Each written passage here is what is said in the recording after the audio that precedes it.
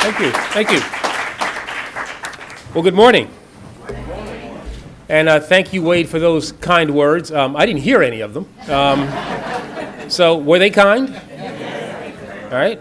Can I get a copy, Wade, of your remarks? I just, want to check there, see if they're factually accurate. I want to thank you all for being here. I see lots of old friends who I've done many battles with. It's good to see you, Judy. It's a privilege to join so many criminal justice leaders, so many policy experts, public servants, and aspiring legal professionals at today's forum. And it's a pleasure for me to be back here at the Georgetown University Law Center. I'd like to thank my longtime friend, Dean Traynor, Nick Turner, along with their colleagues from the university, the Vera Institute of Justice, and the Leadership Conference Education Fund for hosting what I think is a really important discussion and for bringing this really remarkable group together to confront some of the most complex and urgent criminal justice challenges of our time. Today, we gather in recognition of the fact that although our laws and procedures must continually be updated, our commitment to the cause of justice must remain constant. From its earliest days, our republic has been bound together by its really extraordinary legal system and by the enduring values that define it. Now, these values of equality, of opportunity, and of justice under law were first codified in our founding documents, and they are put into action every day by leaders like you, the talented men and women who learn at great institutions like Georgetown, learn what it means to be a steward of the law and an advocate for those whom it protects and empowers. Now, although the issues on our agenda this morning and this afternoon are difficult and at times divisive, the diversity of this crowd and the panelists and members of Congress that you're going to be hearing from is a testament to the fact that criminal justice reform is essentially not a partisan issue. It's about providing legal professionals and law enforcement leaders with the 21st century solutions they need to address 21st century challenges. It's about shaping a system that deters and punishes crime, keeps us safe, and ensures that those who pay their debts have the chance to become productive citizens again. Most importantly, it's about answering fundamental questions about fairness and equality that determine who we are and who we aspire to be, not only as a nation, but as a people resolved to move forward together and committed to implementing criminal justice policies that work for everyone in this country.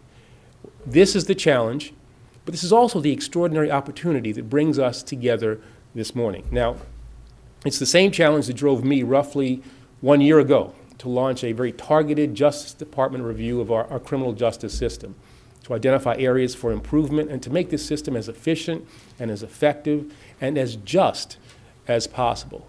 Last August in San Francisco, I announced a new Smart on Crime initiative. It's based on the results of that review, and that's already allowing the Justice Department to strengthen the federal system, to increase our emphasis on proven diversion, rehabilitation, and reentry programs, and to reduce unnecessary collateral consequences for those who are seeking to rejoin their communities. Among the key changes that we're implementing is a modification of the department's charging policies to ensure that people who commit certain low-level, nonviolent federal drug crimes will face sentences that are appropriate to their individual conduct, rather than stringent, mandatory, across-the-board, mandatory minimums, which will now be reserved for the most serious criminals.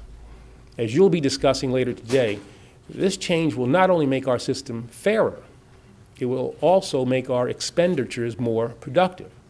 It will enhance our ability to combat crime, to reduce drug-fueled violence, and also to protect our communities. And it will complement proposals like the bipartisan Smarter Sentencing Act that is co-sponsored by Senators Dick Durbin, Mike Lee, Chairman Patrick Leahy, along with Representatives Bobby Scott and Raul Labrador, to give judges more discretion in determining appropriate sentences for those who are convicted of certain crimes. Now, as we work with members of Congress to refine and to pass this legislation, my colleagues and I are simultaneously moving forward with a range of other reforms. We're investing in evidence-based diversion programs, like drug treatment initiatives and veterans courts, that can serve as alternatives to incarceration in appropriate cases. We're working to target law enforcement resources to the areas where they are needed the most. And we're partnering with state officials, agency leaders, and others, including members of the Federal Interagency Reentry Council that's comprised of cabinet secretaries and leadership from really throughout the Obama administration to advance proven strategies to help formerly incarcerated people successfully rejoin their communities. After all, at some point, 95% of all the prisoners in this country will be released. 95%. And just as we expect everyone who commits a crime to pay their societal debts, we also expect them to remain sober and crime-free upon their release. We expect them to get jobs and find housing. And we expect them to become more productive, law-abiding members of society. Unfortunately, as you all know too well, these expectations are not always met. Rates of recidivism remain unacceptably high. And that's why the Smart on Crime initiative is driving us to tear down unnecessary barriers to economic opportunities and independence. I've directed every United States attorney throughout this country to designate a prevention and reentry coordinator in his or her district to ensure that this work will be a top priority throughout the country. And I've ordered our law enforcement components, and asked state attorneys general as well, to reconsider policies that impose overly burdensome and unnecessary collateral consequences on formerly incarcerated individuals without meaningfully improving public safety. This is important because we have seen that maintaining family connections, developing job skills, and fostering community engagement can reduce the likelihood of rearrest.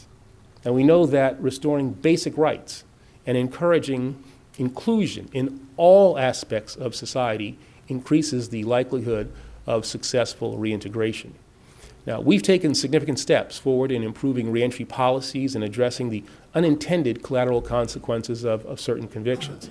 Yet, formerly incarcerated people continue to face significant obstacles.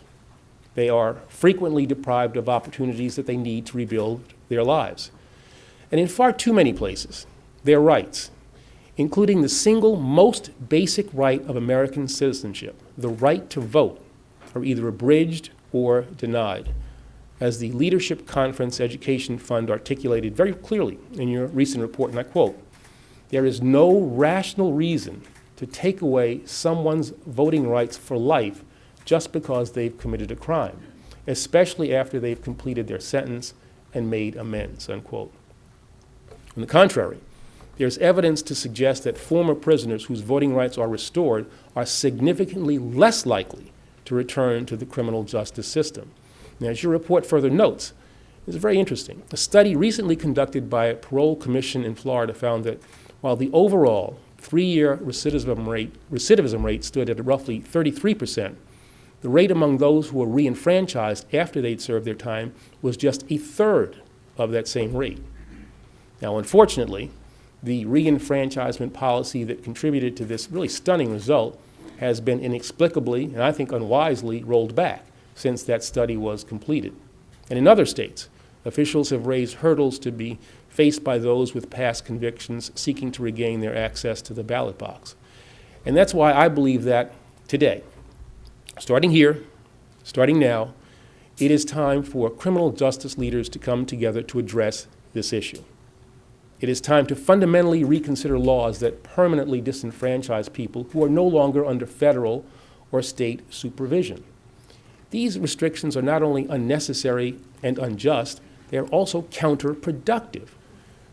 By perpetuating the stigma and isolation imposed on formerly incarcerated individuals, these laws increase the likelihood that they will commit future crimes. They undermine the reentry process, and they defy the principles of accountability and rehabilitation that guide our criminal justice policies.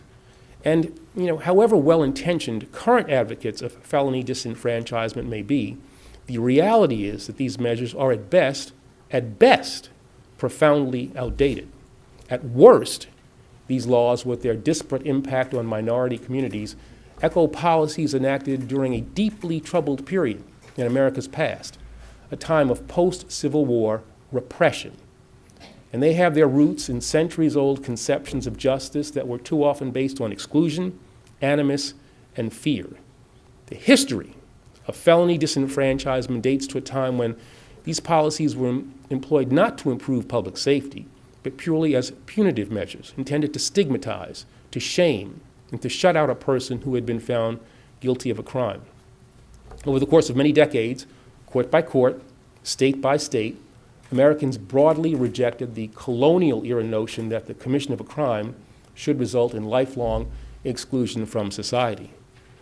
After Reconstruction, many southern states enacted disenfranchisement schemes to specifically target African Americans and to diminish the electoral strength of newly freed populations. The resulting system of unequal enforcement and discriminatory application of the law led to a situation in 1890 where 90% of the southern prison population was black. And those swept up in this system too often had their rights rescinded, their dignity diminished, and the full measure of their citizenship revoked for the rest of their lives. They could not vote. In the years since, thanks to the hard work and the many sacrifices of millions throughout our history, we've outlawed legal discrimination. We've ended separate but equal and confronted the evils of slavery and segregation. And particularly during the last half century, we've brought about really historic advances in the cause of civil rights. And we've secured critical protections like the Civil Rights Act of 1964 and the Voting Rights Act of 1965. Yet despite this remarkable, once almost unimaginable progress, the vestiges and the direct effects of outdated practices remain all too real. In many states, felony disenfranchisement laws are still on the books, and the current scope of these policies is not only too significant to ignore, it is also too unjust to tolerate. Across this country today, an estimated 5.8 million Americans, 5.8 million of our fellow citizens are prohibited from voting because of current or previous felony convictions. Now that's more than the individual populations of 31 United States, 31 of our states. And although well over a century has passed since post-Reconstruction states used these measures to strip African Americans of their most fundamental rights, the impact of felony disenfranchisement on modern communities of color remains both disproportionate and unacceptable. Throughout America, 2.2 million black citizens, or nearly 1 in 13 African American adults, are banned from voting because of these laws. In 3 states, Florida, Kentucky, and Virginia, the ratio climbs to 1 in 5. Now, these individuals, and many others, of all races, backgrounds, and walks of life, are routinely denied the chance to participate in the most fundamental and important act of self-governance. They are prevented from exercising an essential right, and they are locked out from achieving complete rehabilitation and reentry, even after they've served the time and paid the fines that they owe. Now, fortunately, despite unfortunate steps backward in a few jurisdictions, and thanks to the leadership of policymakers from both parties and criminal justice professionals like you, in recent years we've begun to see a trend in the right direction. Since 1997, a total of 23 states, including Nebraska, Nevada, Texas, and Washington State, have enacted meaningful reforms. In Virginia, just last year, former Governor McDonnell adopted a policy that began to automatically restore the voting rights of former prisoners with nonviolent felony convictions. Now, these are very positive developments, but many of these changes are incremental in nature. They stop well short of confronting this problem head on. And although we can be encouraged by the promising indications that we've seen, a great deal of work remains to be done. And given what's at stake, the time for incrementalism is clearly over. 11 states continue to restrict voting rights to varying degrees, even after a person has served his or her prison sentence and is no longer on probation or parole, including the state of Florida, where approximately 10% of the entire population is disenfranchised as a result. In Mississippi, roughly 8% of the population cannot vote because of past involvement with the criminal justice system.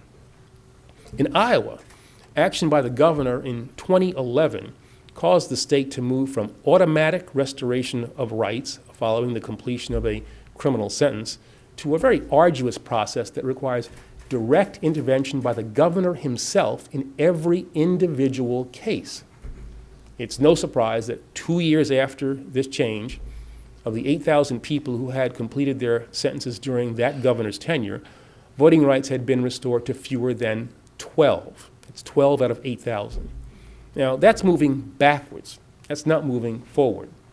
It is unwise, it is unjust, and it is not in keeping with our democratic values. These laws deserve to be not only reconsidered, but repealed. And so today, I call upon state leaders and other elected officials across this country to pass clear and consistent reforms to restore the voting rights of all who have served their terms in prison or jail, completed their parole or probation, and paid their fines. I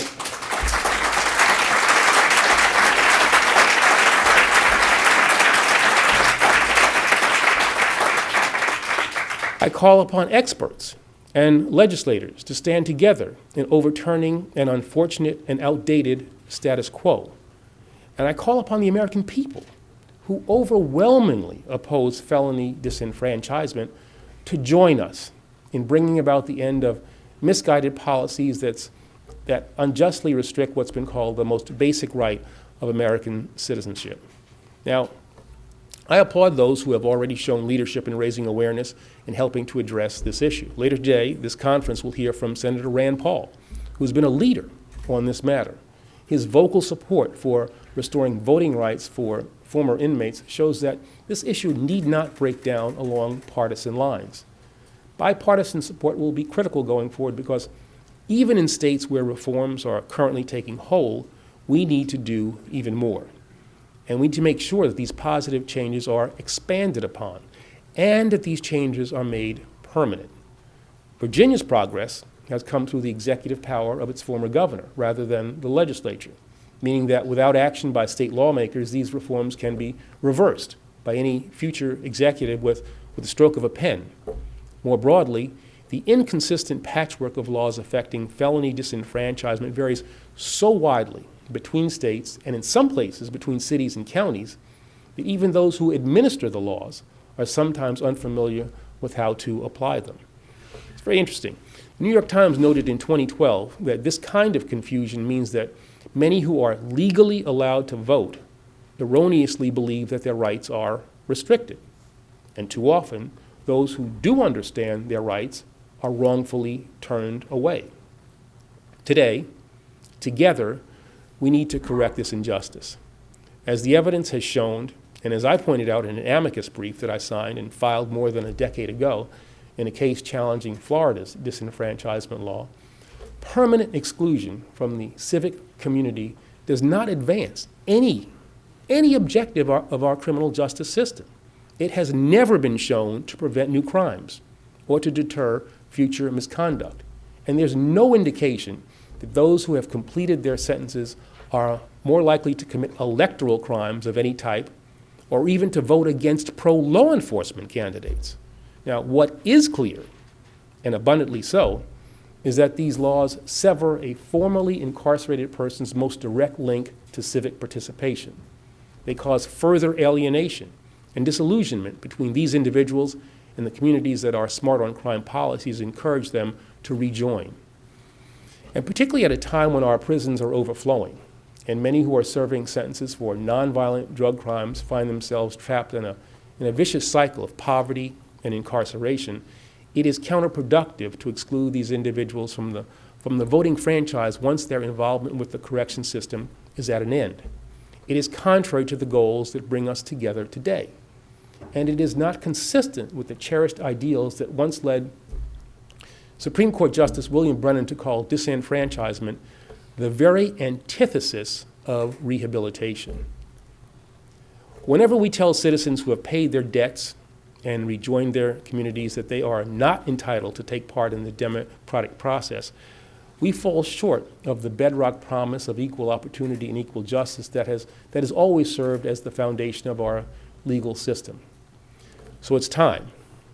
It's time to renew our commitment here and now to the notion that the free exercise of our fundamental rights should never be subject to politics or geography or the lingering effects of flawed and unjust policies. After all, at its most basic level, this isn't just about fairness for those who are released from prison. It's about who we are. It's about who we are as a nation. It's about confronting with clear eyes and in frank terms disparities and divisions that are unworthy of the greatest justice system the world has ever known. It's about ensuring that we hold accountable those who do wrong while preserving the values our nation has always held sacred. And it's about protecting the American people and strengthening our communities while enabling all of our citizens, no matter who they are or where they're from, to make their voices heard. Throughout America's long history of progress, struggle, and sacrifice, as generation after generation has come together to move our nation closer to the ideals our founders envisioned and to advance our pursuit of a more perfect union, this country has always looked to its legal system to answer questions of right and wrong, of truth and justice. Well, this morning, these questions remain before us, and the pursuit of a more perfect union goes on. Although I recognize, as you do, that the progress we seek will not be easy, and the reforms that we need will not take hold overnight, I'm proud to join, and where necessary, to lead this bipartisan group in seeking solutions to these urgent issues. I'm honored to count you as colleagues in the work of forging a more just society that reflects our conviction that all are created equal. And despite the difficulties, the opposition, and the resistance we will undoubtedly face, as I look around this room, I can't help but feel confident in where today's experts and where tomorrow's leaders will take us in the months and years to come. Thank you all very much. Thank you.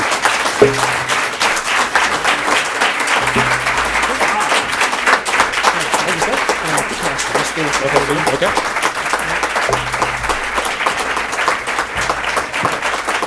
Thank you.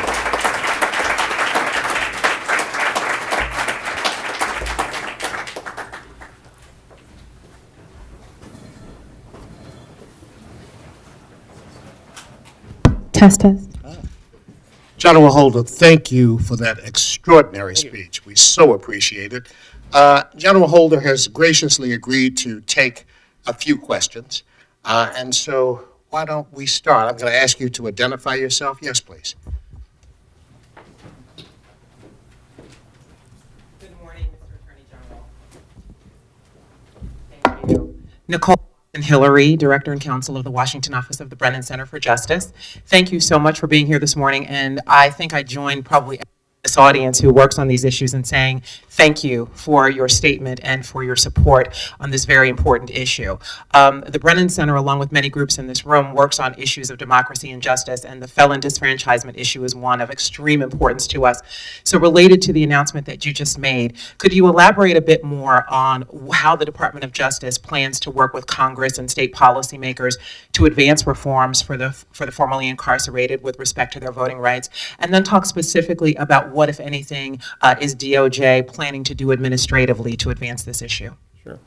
Well, we'll obviously be interacting with, meeting with, working with members of Congress and state legislators as well to try to put in place statutory modifications to the systems that now exist.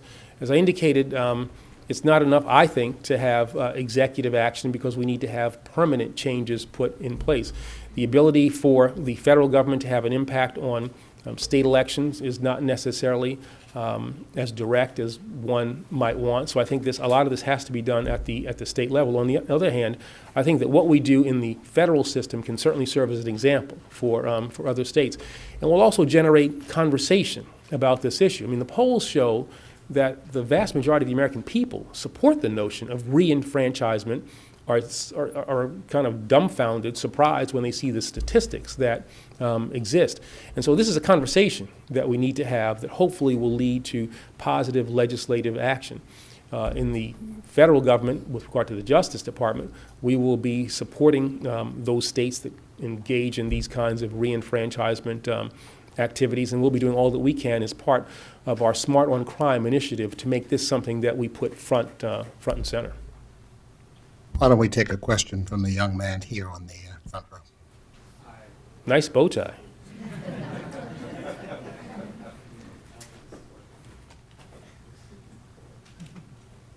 Hi, my name is Gabe Coleman. I'm a senior at the Field School, and I know your administration has been really committed to advancing criminal justice policies that seek to address the many challenges in our justice system. And my question is, how can we ensure that these policies survive your administration and then beyond your tenure? Yeah. I think that goes back to what I was saying before, that it's not enough to have an attorney general who's committed to this. I am. It's not enough to have a president who's committed to this. He is. I mean, that's significant. I mean, when you have the president of the United States stand up for these kinds of issues. But what you need is legislative change. You need this to be codified in our laws. And so I think the fact that you have Rand Paul coming here later on, that you've seen really bipartisan support for what I think are just common sense criminal justice reforms, Republicans and Democrats in the 21st century, in 2014, in Washington, D.C., coming together over an issue. I think that's the kind of change that we need to have. And so I think that's one of the ways in which this has to be made permanent, by legislative change. But beyond that, we have to engage and raise the consciousness of the American people so that they understand why these issues are important. Felony reenfranchisement among them. How the criminal justice system can be made more efficient, more fair, and we can enhance public safety by doing things differently. You know, the notion of incarcerating our way out of a crime problem is simply something that has been disproved by, I think, all the studies that I have had the opportunity to look at. We are most effective when we deal with the underlying problems that tend to breed crime, when we hold people accountable, but also when we rehabilitate people who are in our system and when we pave their way for reentry back into our communities once they've completed their sentences. And having the right to vote is an integral part of that reentry process. The Attorney General has time for one last question. A law professor colleague. Morning, General Holder. Roger Fairfax, Roger, professor how you at doing? George Washington University Law Well, let's not make like we don't know each other. First of all, I want to thank you just for your leadership in this area, and I've seen you deliver this message in different contexts: criminal justice policy community, the ABA, the American Law Institute on the Hill, in the community, and you've delivered a consistent and forceful message. And so I thank you again for your leadership. And since we're here at a law school, I what lawyers might be able to do to assist in your efforts in addressing some of the root causes of mass incarceration. I think it was 50 years ago that Attorney General Robert Kennedy issued a call to action to the American bar and asked lawyers to step up and pick up the mantle of civil rights, and the bar responded. And more recently, your Justice Department has worked hard to shine the light on the crisis in indigent defense. And you've asked the bar to assist, and the bar has begun to do so. Is there a similar call to arms that can be issued to the legal profession to help address the problem of mass incarceration? And if so, what would you like to see the legal community do? Yeah. I mean, lawyers get a bad rap, you know? How many lawyer jokes do we all know? But the reality is that lawyers have always been at the forefront of positive change in this country. It's been lawyers who formed this country, young lawyers at that. And as we have looked at the problems that this nation has confronted and successfully overcome, it's almost been inevitably lawyers who led the way. So I think it is incumbent upon this generation of lawyers, older ones like myself, younger ones who are here, some who are at the field school, that's in high school, and aspiring lawyers, I suppose, to think about how we will confront the issues that continue to bedevil us and that are the issues of our time. It doesn't matter where you work. You know, you can work at a big law firm, big corporation, in the government. You can be a public interest lawyer wherever it is that you work. And I think every lawyer should think of himself or herself as a public interest lawyer and come up with a way in which you can spend at least a part of your day, part of your week, confronting those issues, confronting the issues that we've talked about today, these criminal justice issues more broadly. You can, as I said, raise the consciousness of the nation. You can help legislative change occur. You can spur executive action in the places where you live, here in Washington or the places from which you come. Lawyers can have a profound impact in making our nation more just and making our union more perfect. It is what lawyers do. It's what lawyers do. It's what, we have great power as lawyers. But with that power, I think, comes a great responsibility to give back in the ways that I have described. And individual lawyers should not be so consumed with the pursuit of individual success that we forget that with the training that we have, the unique skill set that we have, we can make our society more fair, more just, more equal. That has to be a part of our consciousness, I think, on a day-to-day basis. Ask ourselves, what am I going to do today? What am I going to do this week to make this country better? In addition to all the other things that we do on a day-to-day basis. It won't be easy. There'll be times when you'll be, there'll be, you got to get home to deal with the kids and help with homework, and you're trying to form a great relationship with some beautiful young woman that you've just met, some young guy, But there's a way to work around all this stuff to make this positive change possible. As difficult as it might personally be, you will be the better for it, the society will be the better for it, and you'll feel better about yourself.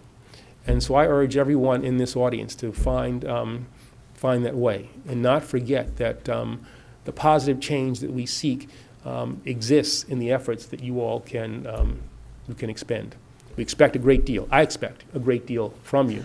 But I'm optimistic, as I said in my remarks, that if we work together, we can make this nation as wonderful as it possibly can be. All right.